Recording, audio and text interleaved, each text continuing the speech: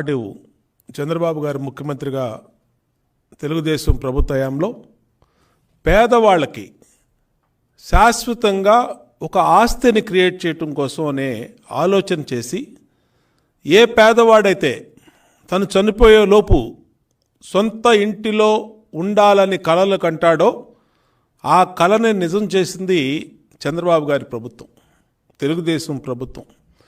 ఆ కలని కలలాగే ఉంచింది జగన్మోహన్ రెడ్డి ప్రభుత్వం. ఎందుకంటున్నామంటే తెలుగుదేశం హయాంలో అత్యాధునికమైన టెక్నాలజీ, షేన్వాన్ టెక్నాలజీతో దాదాపు 3,13,000 ఇళ్ళని 2014-19 కాలంలో అత్యంత నాణ్యత, పేదవాళ్ళకు కూడా డబుల్ బెడ్రూము, సింగిల్ బెడ్రూము, ధనవంతుడు మిడిల్ క్లాస్ వాళ్ళు ఉండే విధంగా ఒక అపార్ట్మెంట్ స్టైల్లో పేదవాళ్ళకి ఇల్లు కట్టించాలని టిట్కో ఇళ్ళని ఆ రోజు చంద్రబాబు నాయుడు గారు ప్లాన్ చేసి పగడ్బందీగా 3,13,000 ఇళ్ళని ఆ రోజు 80-90% పనులు చేశారు. దాదాపు కొన్ని చోట్ల సున్నాలు కూడా వేశారు. టైల్స్ని ఇంట్లో పనులను కూడా పూర్తి చేసి చివరి నిమిషంలో ఎన్నికల నోటిఫికేషన్ రావటం, అట్లాగే ఎన్నికల అనంతరం ప్రభుత్వం మారటం ఇవాళ పేదవాళ్ళకి శాపంగా మారింది జగన్మోహన్ రెడ్డి ప్రభుత్వం. జగన్మోహన్ రెడ్డి ప్రభుత్వం రాకపోతే ఆ 3,13,000 ఇల్లు పూర్తవటమే కాకుండా రాష్ట్రంలో ప్రతి పేదవాడికి పక్కా ఇల్లు కట్టించి, అన్ని వసతులతో ఉన్నటువంటి ఇల్లు కట్టించి, బ్రహ్మాండమైనటువంటి టెక్నాలజీతో ఇల్లు కట్టించి, టైల్స్, బ్రహ్మాండమైన టాయిలెట్స్, కిచెను అన్నీ బాగుండే విధంగా కట్టించాలని చంద్రబాబు నాయుడు గారు చేసినటువంటి ఆలోచన తెలుగుదేశం ప్రభుత్వం కనుక 2019లో వచ్చిండుంటే, తెలుగుదేశం పార్టీ గెలిచినుంటే పేదవాళ్ళందరికీ ఈరోజు రాష్ట్రంలో ఇల్లు లభించాయి. ఇవాళ జగన్మోహన్ రెడ్డి అధికారంలోకి వచ్చినాక తెలుగుదేశం హయాంలో కట్టినటువంటి ఇళ్ళు, పేదవాళ్ళకి అలాట్ చేసినటువంటి ఇళ్ళు 80%-90% పూర్తయినటువంటి ఇళ్ళు కూడా ఈరోజు జగన్మోహన్ రెడ్డి పట్టించుకోకపోవటం వల్ల చెదలు పడతా ఉన్నాయి. వాళ్ళు వైసీపీ రంగులేసుకొని వికటాస్తం రాక్షసానందం పొందుతున్నారు తప్పితే ఎక్కడా టిట్కో ఇళ్ళని ఒక్క ఇల్లును కూడా పేదవాళ్ళకి మంజూరు చేసినటువంటి దాఖలా లేదు. 30 లక్షల మందికి ఇళ్ల పట్టాలు, సెంటు పట్టాల పేరుతో రాష్ట్రంలో పేదవాడి ఇంటి పేరుతో పేదవాడి వీక్నెస్ని, పేదవాళ్ళ ఆలోచనని నగదుగా మార్చుకున్నాడు. 7,000 కోట్లు సెంటు పట్టాలతో కొట్టేసినటువంటి ప్రభుత్వం జగన్మోహన్ రెడ్డి ప్రభుత్వం. పేదవాళ్ళకి ఇల్లు ఇచ్చిందేమో చంద్రబాబు గారి ప్రభుత్వం, పేదవాళ్ళ ఇంటి పట్టా పేరుతో ఇల్లు కట్టిస్తామన్న పేరుతో 7,000 కోట్లు అవినీతి చేసింది జగన్మోహన్ రెడ్డి ప్రభుత్వం. దీన్ని నిజాలతో, సాక్ష్యాధారాలతో, అంకెలతో ఏ నియోజకవర్గం, ఏ జిల్లాలో, ఏ మండలంలో ఎంత కొట్టేశారనేది కూడా తెలుగుదేశం పార్టీ అనేక ఆధారాలతో ఇప్పటికే బయటపెట్టాం. తెలుగుదేశం హయాంలో కేంద్ర ప్రభుత్వం 1,80,000 ఏదైతే పేదవాళ్ళ ఇళ్ల కోసం దేశం మొత్తం ఇచ్చే స్కీమ్ ఉందో ఆ దాంతోపాటు 1,50,000 రాష్ట్ర ప్రభుత్వం నిధులు పెట్టి పేదవాళ్ళకి బ్రహ్మాండంగా ఇల్లు కట్టించాలని, అలాగే మిగిలినటువంటి డబ్బు దాన్ని బెనిఫిషియరీ కాంట్రిబ్యూషను ₹1,00,000 ప్లస్ అది కాకుండా మిగిలినటువంటి 2 లక్షలో 3 లక్షలో దాన్ని లోనుగా ఇప్పించి పేదవాడి సొంత ఇంటి కలని నిజం చేయాలనుకున్న ఆ రోజు ఆలోచిస్తే జగన్మోహన్ రెడ్డి అధికారంలోకి వచ్చి ఇవాళ పేదవాళ్ళన్నిటిని గాలికి వదిలేశారు. అలాగే పేదవాళ్ళకి తెలుగుదేశం ప్రభుత్వ హయాంలో కట్టిన 3,13,000 ఇళ్ల మీద దాదాపు 10,000 కోట్ల రూపాయలు లోన్ తీసుకొచ్చారు. ఏం చూపించి లోన్ తీసుకొచ్చారు? బెనిఫిషియర్స్కి ఇళ్ళు ఇస్తున్నాం, ఆ బెనిఫిషియర్స్కి ఇల్లు పూర్తి చేయాలంటే బ్యాంకులు నుంచి లోన్ కావాలని చెప్పి బెనిఫిషియర్స్ పేరు మీద లోన్ తీసుకొని ఆ ఇల్లు పూర్తి చేస్తామని చెప్పి 2 years మారిటోరియం పీరియడ్ అడిగి 2 years పూర్తవుతున్న ఇల్లు పూర్తవలా, బెనిఫిషరీకి ఇల్లు హ్యాండ్ ఓవర్ చేయలా. 2 years పూర్తయిపోయేటప్పటికి బ్యాంకులన్నీ ఎవరైతే బెనిఫిషర్స్ ఈ 3,13,000 బెనిఫిషర్స్ ఉన్నారో వాళ్ళందరికీ ఎన్పిఏ నాన్ పర్ఫార్మెన్స్ అకౌంట్లుగా డిక్లేర్ చేసిన బ్యాంకులు. వాళ్ళ క్రెడిట్ హిస్టరీ ఇంకా వాళ్ళకి ఏ బ్యాంకులో కూడా రూపాయి కూడా అప్పు పుట్టినటువంటి విధంగా వాళ్ళ సిబిల్ మొత్తం,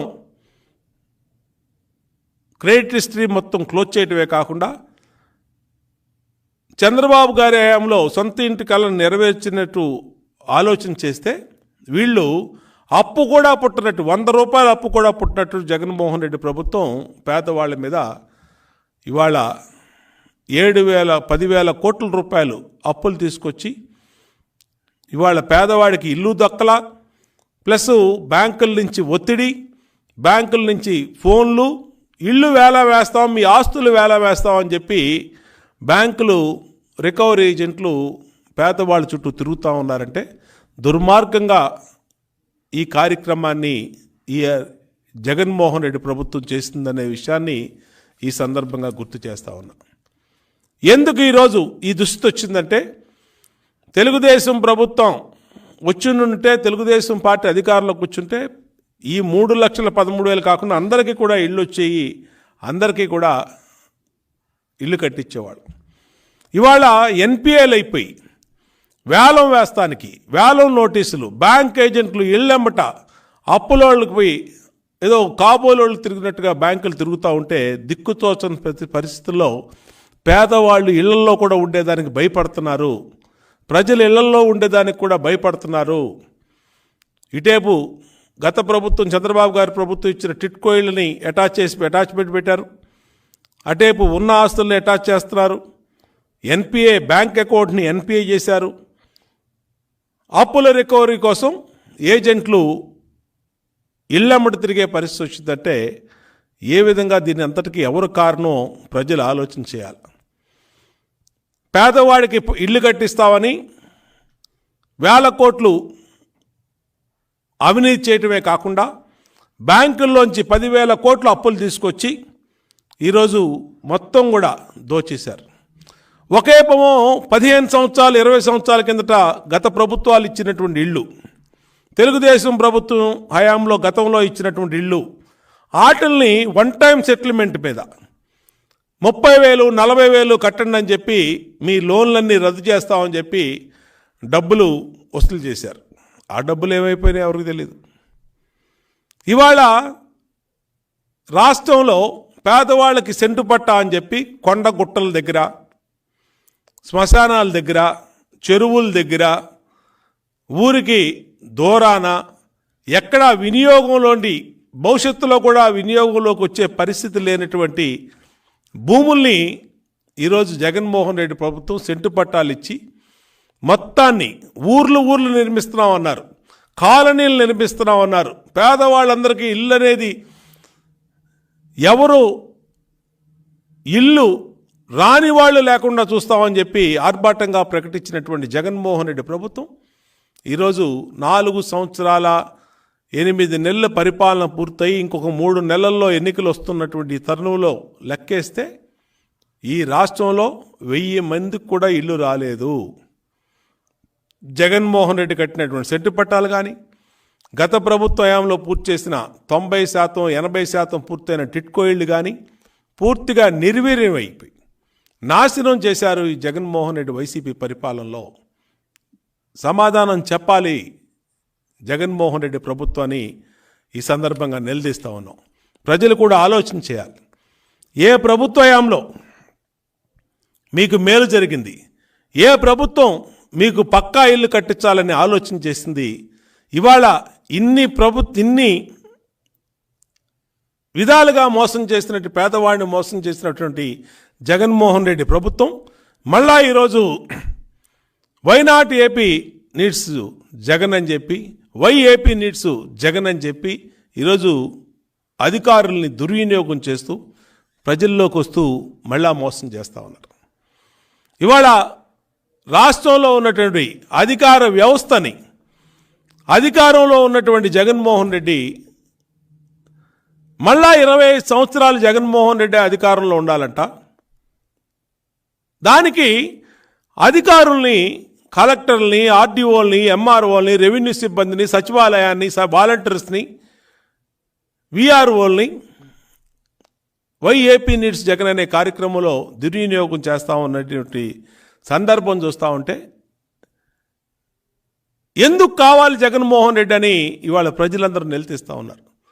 మంత్రుల్ని ఊర్లోకి రానిట్లా, ఏం అభివృద్ధి చేసావు, మా ఊరికి ఒక రోడ్డు వేసావా, ఒక పంపు ఇచ్చావా, ఒక ఇల్లు ఇచ్చావా, ఒక పెన్షన్ ఇచ్చావా, ఒక పథకం ఇచ్చావా, ఎందుకు నువ్వు వస్తున్నావని ఇవాళ ప్రజలు నిలదీసే పరిస్థితి వచ్చిందంటే ఈ రాష్ట్రంలో ఎంత దుర్మార్గమైన పరిపాలన 4 సంవత్సరాలు 8 నెలలు జగన్మోహన్ రెడ్డి పరిపాలనలో జరిగిందో కనపడతా ఉంది కళ్ళ కట్టినట్టు. రాష్ట్రంలో 175 నియోజకవర్గాల్లో కూడా ప్రజా వ్యతిరేకత విపరీతంగా కనపడతా ఉంది. అందరూ కూడా జగన్మోహన్ రెడ్డి పరిపాలన అసహించుకుంటా ఉన్నారు. ఒక్క ఛాన్స్ ఇవ్వండి, మీ జీవితాలను మారుస్తానని చెప్పి అధికారంలోకి వచ్చిన జగన్మోహన్ రెడ్డి కోలుకోలేనంత విధంగా పేద వర్గాల్ని మోసం చేశాడు. ప్రతి వాగ్దానం నవరత్నాలు అన్నాడు, నవమోసాలు చేశాడు. ఇళ్ళు అన్నాడు, అతను జోబులు నింపుకున్నాడు. 7,000 కోట్ల రూపాయలు పేదల ఇల్లు పేరు మీద కొట్టేసి, టిట్కో ఇళ్ల మీద 10,000 కోట్ల అప్పులు తీసుకొచ్చి ఈరోజు 10,000 కోట్లు ఎవరి జోబుల్లోకి వెళ్ళిపోయినా తెలియదు. పేదవాళ్ళందరికీ నోటీసులు, పేదవాళ్ళందరికీ వేధింపులు, పేదవాళ్లకు ఉన్నటువంటి 30 గజాలు 20 గజాలు ఇల్లు కూడా జప్తుల్లోకి వెళ్ళిపోయి ఇవాళ టిట్కో ఇళ్ళు కూడా వేలం వేసే పరిస్థితికి వచ్చిందంటే ఈ జగన్మోహన్ రెడ్డి ఎంత దుర్మార్గంగా ఈ రాష్ట్రంలో ప్రవర్తించాడో, ఈ పరిపాలన చేశాడో అర్థమవుతుంది. అర్థం చేసుకోవాలని విజ్ఞప్తి చేస్తా ఉన్నాం. ఒకవైపు అంతు లేకుండా అవినీతి చేశారు, ఇసుకను దోచుకున్నారు, లెక్కను దోచుకున్నారు, కరెంటు ఛార్జీలను విపరీతంగా పెంచారు.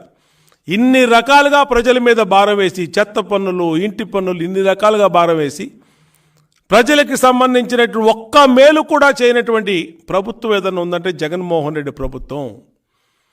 ఈ జగన్మోహన్ రెడ్డి ప్రభుత్వం మళ్ళీ ఏపీ నీడ్స్ జగన్ అని అధికారుల్ని దుర్వినియోగం చేస్తూ ప్రజల్లోకి పార్టీ ప్రచారానికి, తన సొంత వైసీపీ పరిపాలన పార్టీ ప్రచారానికి అధికారులను ఉపయోగిస్తుందంటే ఏ విధంగా ఈ రాష్ట్రంలో పరిపాలన కొనసాగుతూ ఉంది? వ్యవస్థలన్నీ ఆలోచన చేయాలి. రాజకీయ పార్టీలు రాజకీయం చేయాలి, రాజకీయ పార్టీలు అధికారులను అడ్మినిస్ట్రేషన్ చేయాలి.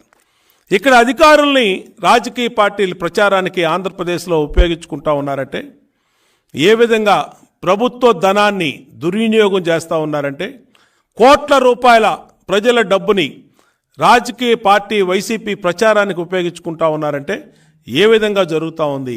చెయ్యని పథకాల్ని చేసినట్టుగా సాక్షిలో ఇష్టారీతిన అడ్వర్టైజ్మెంట్లు వేసుకుంటూ ఇవ్వని పథకాల్ని, ఇవ్వని డబ్బుల్ని ఇచ్చినట్టు చూపిస్తూ, ఇవ్వని పథకాలను ఇచ్చినట్టు అమలు చేసినట్టు చూపిస్తూ కాలనీలు నిర్మిస్తాం, ఊళ్ళు నిర్మిస్తామని ఓకదంపుడు ఉపన్యాసాలు ఇచ్చినటువంటి జగన్మోహన్ రెడ్డి వైసీపీ ప్రభుత్వం 4 సంవత్సరాలు 8 నెలల పరిపాలన తర్వాత ప్రజలకు సమాధానం చెప్పాలి.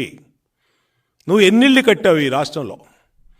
గతంలో పూర్తి చేసినటువంటి 80% పూర్తి చేసిన టిట్కో ఇళ్ళు ఎందుకు ఇవ్వలేకపోయావు? ఈ టిట్కో ఇళ్ళ మీద బెనిఫిషియర్స్ పేరు మీద 10,000 కోట్లు అప్పులు తీసుకొచ్చి ఎవరి జోబుల్లోకి వెళ్ళిపోయినాయి 10,000 కోట్లు?